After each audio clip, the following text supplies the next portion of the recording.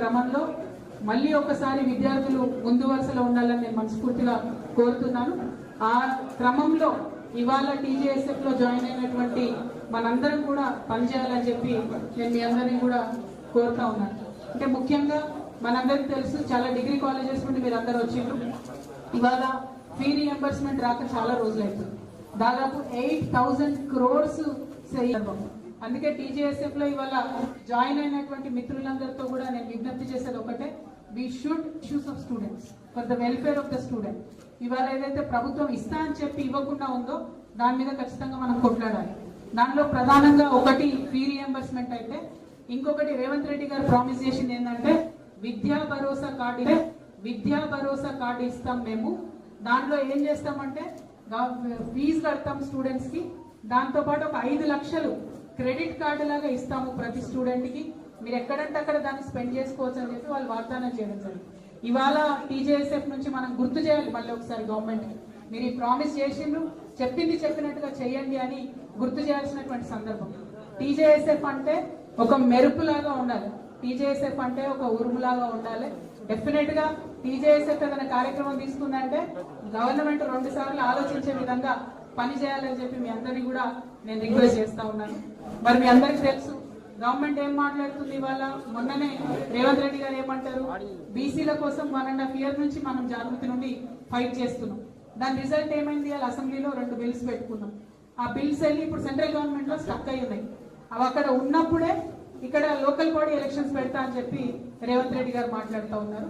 తెలంగాణ జాగృతి నుంచి డిమాండ్ చేస్తా ఉన్నాం ప్రభుత్వాన్ని మేము, బీసీలు తెలంగాణ బీసీ బిడ్డలు కొట్లాడి తెచ్చుకున్నటువంటి ఈ బిల్లులు పాస్ అయినాయి కానీ ఇంప్లిమెంట్ అవుతలేవు. అవి ఇంప్లిమెంటేషన్ కాకుండా లోకల్ బాడీ ఎలక్షన్స్ పెడితే మాత్రం మేము చూస్తూ ఊరుకోము. ఖచ్చితంగా బీసీలకు 42% రిజర్వేషన్ ఇచ్చిన తర్వాతనే లోకల్ బాడీ ఎన్నికలు పెట్టాలని కూడా ప్రభుత్వం నుంచి డిమాండ్ చేస్తా ఉన్నాం. మరి ఒక పక్క ఇది ఇంప్లిమెంట్ చేయలేకపోతున్న సీఎం గారు నిన్న ఒక స్టేట్మెంట్ ఇచ్చింది. చాలా కామెడీ ఉంటది మన సీఎం గారి కథ. ఏం చేసింది ఆయన రేవంత్ రెడ్డి గారు అంటే వెళ్ళి కర్ణాటక చీఫ్ మినిస్టర్ సిద్ధరామయ్య గారికి, డికే శివకుమార్ గారికి కాస్ట్ సెన్సస్ ఎట్లా చేయాలో ఆయన నేర్పిస్తారంట. సరే పోనీ ఆ కాంగ్రెస్ వాళ్ళ కథ ఏందో మరి నిజంగానే నేర్పించిందని మనం అనుకున్నాం. మన సీఎం గారు స్టేట్మెంట్ ఇచ్చిన గంటకే రాహుల్ గాంధీ గారి దగ్గర నుంచి ఒక ఫోటో రిలీజ్ చేసింది. అందులో మాత్రం ఆయన లేడు, సీఎం లేరు, ఓన్లీ రాహుల్ గాంధీ, డికే శివకుమార్, అట్లనే సిద్ధరామయ్య గారు ఉన్నారు. అంటే ఈయన అన్ని అబద్ధాలే చెప్తున్నాడు. అక్కడికి పోయినా అని చెప్తుండు కానీ వాళ్ళ పార్టీ వాళ్ళే కామెడీ చేసి ఆయన లేనటువంటి ఫోటోని రిలీజ్ చేసింది.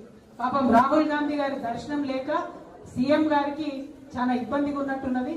ఏది పడితే అది మాట్లాడుతున్నటువంటి పరిస్థితి మనం చూస్తున్నాం.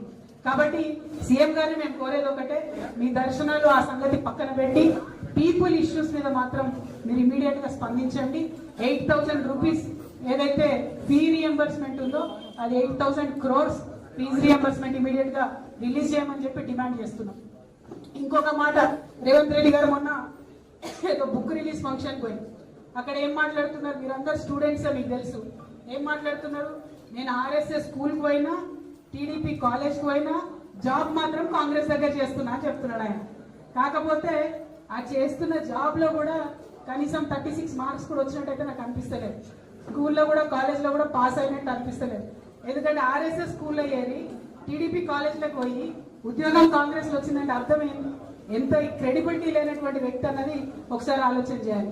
ఇక అవన్నీ ఒకసారి పోన్లే అని పక్కన పెడితే, తెలంగాణ నుంచి కనీసం ఇప్పటికీ 1/2 century కొట్టిందా మన సీఎం సార్. దేనిలో 1/2 century కొట్టిందంటే ఢిల్లీకి ఫ్లైట్ లో పోవడానికి.